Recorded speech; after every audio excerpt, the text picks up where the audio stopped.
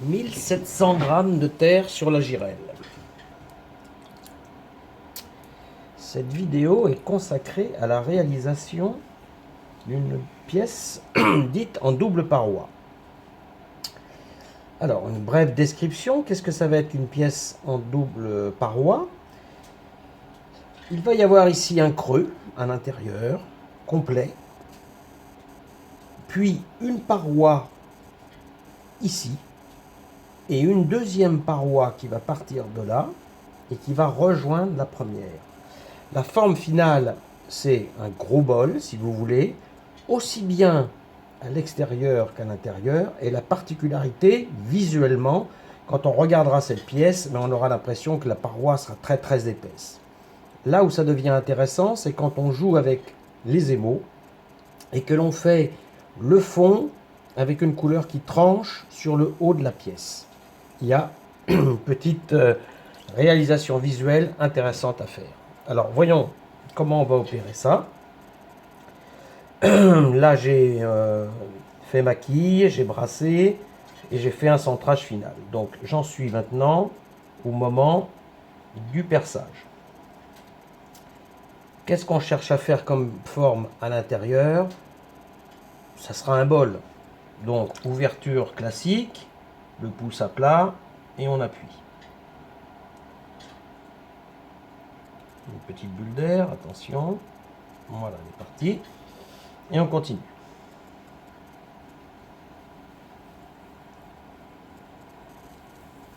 Alors je peux percer, bien sûr, et je le dois jusqu'au fond. Puisque cette partie-là, la pièce est à l'envers, ça sera l'ouverture.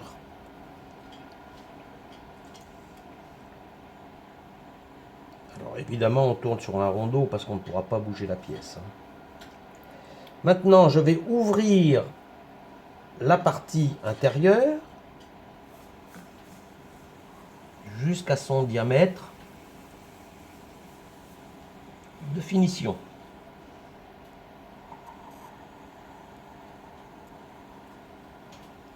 Oh, qu'est-ce que c'est ça? Environ 6 cm, à peine.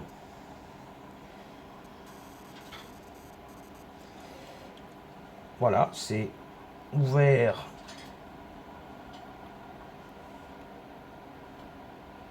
Je pense vraiment comme il faut. Maintenant, je vais ici m'occuper de cette partie de terre et je vais déterminer la partie interne et la partie externe. Dans un premier temps, je m'occupe que de la partie interne.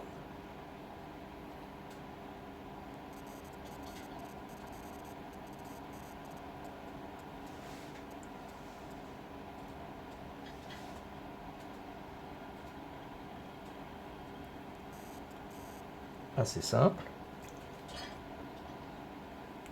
Un pouce qui descend.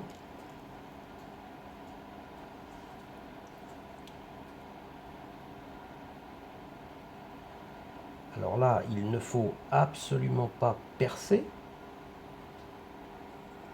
Donc attention.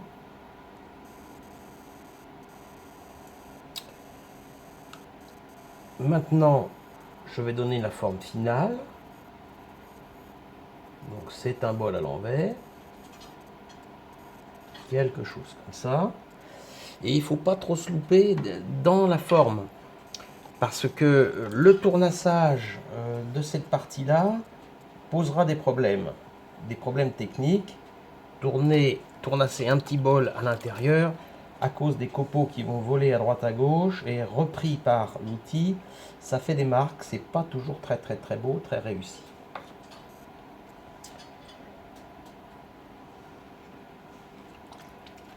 Je rouvre un tout petit peu pour l'esthétisme. Je contrôle l'épaisseur de cette paroi, identique à peu près partout, et bien sûr je ne laisse pas l'eau à l'intérieur, ça serait très très très embêtant. Donc je veille bien à enlever tous les traces d'eau bien séchées à l'intérieur. Voilà, maintenant je referme. Plusieurs gestes. Hein.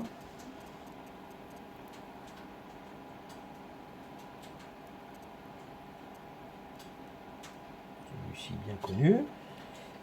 Celui-ci un peu moins facile mais qui marche très très bien.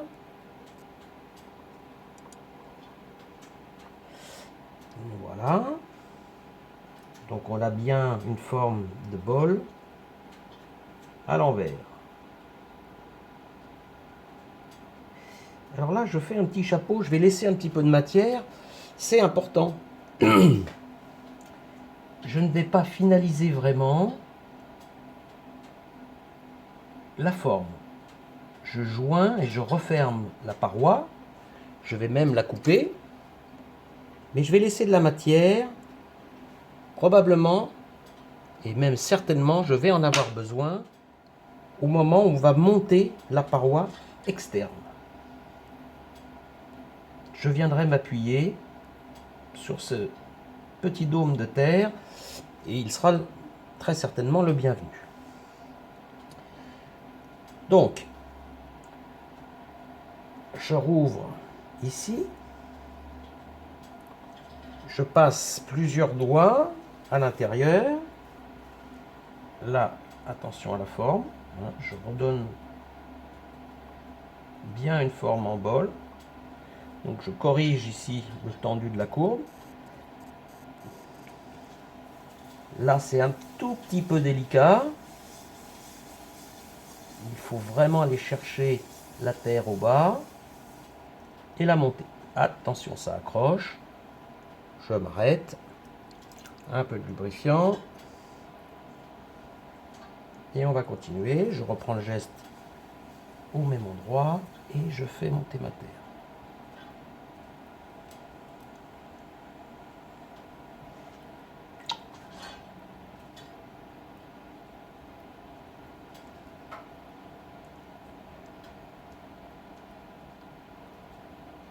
Donc je monte beaucoup plus haut. Il y a un petit chahutement. C'est pas encore très grave. Pour l'instant, c'est rattrapable.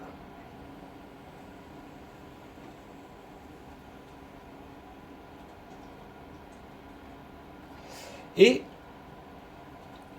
on a bien une forme de bol externe, un gros bol. Maintenant, un petit peu plus délicat, il faut refermer ça et venir faire le fond de la pièce.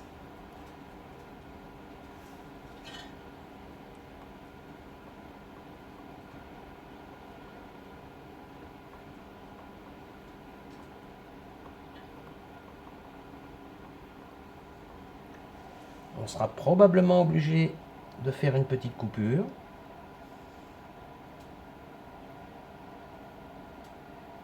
Il faut encore étirer cette partie-là parce qu'elle n'est pas assez tendue par rapport au haut de la pièce de la paroi interne.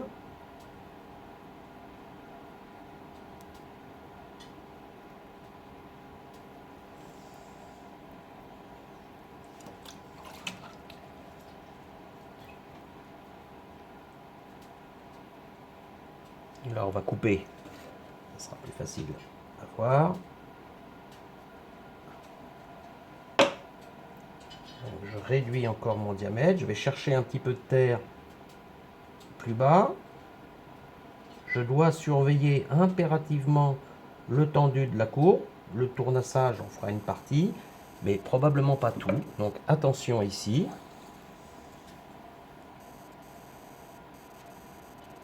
Voilà. Et maintenant, je referme le haut.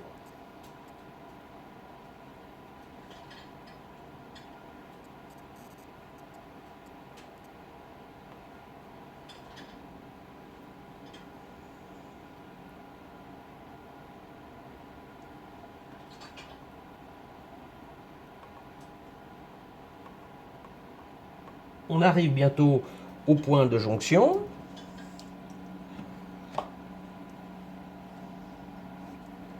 Jusque-là, tout va bien.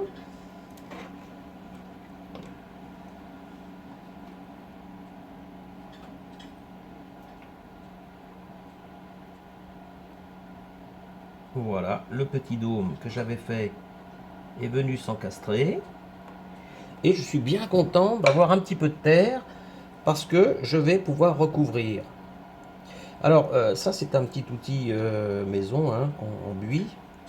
Très utile dans des cas comme ça, vous allez voir pourquoi. Je vais rabattre le petit dôme.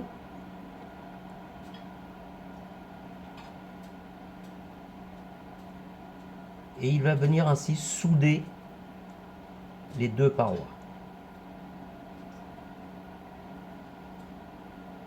Alors on n'en est pas au moment du tournassage, hein, bien sûr. Si je m'amusais à appuyer, à essayer de faire du tournassage, j'obtiendrai une déformation, hein, que je ne cherche pas, évidemment. Donc je suggère juste, le pied sera quelque part par là. Extérieur,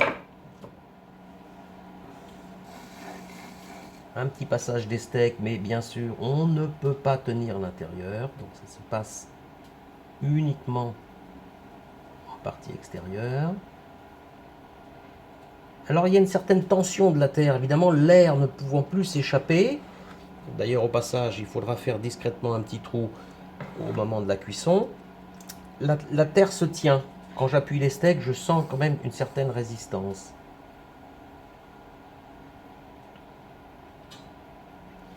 Donc voilà, le pied, lui, sera ici.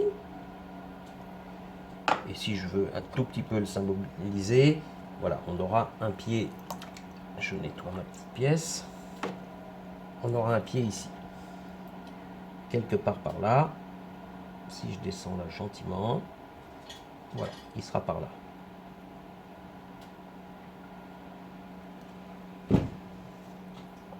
Alors, on ne va pas faire une pièce faite en une seule fois. On aura tout le temps pour le tournasser après. Hein. Mais on pourrait faire la pièce avec un petit peu d'application. Voilà, ça donnerait quelque chose comme ça.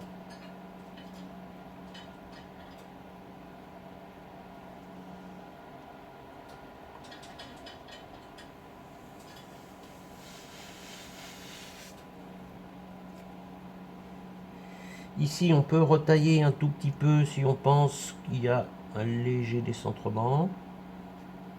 Mais on est de l'ordre du millimètre, hein, à peu près. Hein. Quand ça tourne comme ça paraît décentré, mais posé sur une table par la suite, totalement invisible. Voilà, voilà, voilà. Un tout petit chanfrein pour que ça respire. Et notre double paroi est terminée. On va laisser sécher et raffermir cette pièce, bien sûr sans l'enlever. Comme ça, peut-être demain, selon l'hygrométrie de la pièce, on fera le tournassage final, le petit trou, et 2 jours encore après, probablement qu'elle sera décollée, et on regardera évidemment sa forme visible, et là, on sera très certainement obligé, avec un tournassage très fin, très régulier, de reprendre la forme de la double paroi interne, mais avec modération. C'est pour ça qu'on a quand même essayé de soigner la courbe, je dirais, du petit bol interne. Voilà, donc une double paroi, c'est pas si compliqué que ça. Il y a un geste un petit peu délicat au moment où on reprend la deuxième. Mais enfin, c'est quelque chose qu'il faut faire. Visuellement, ça peut être assez intéressant, même si ça a déjà été traité par plein de potiers émérites. Ce n'est donc pas une création. A tout de suite pour le tournassage.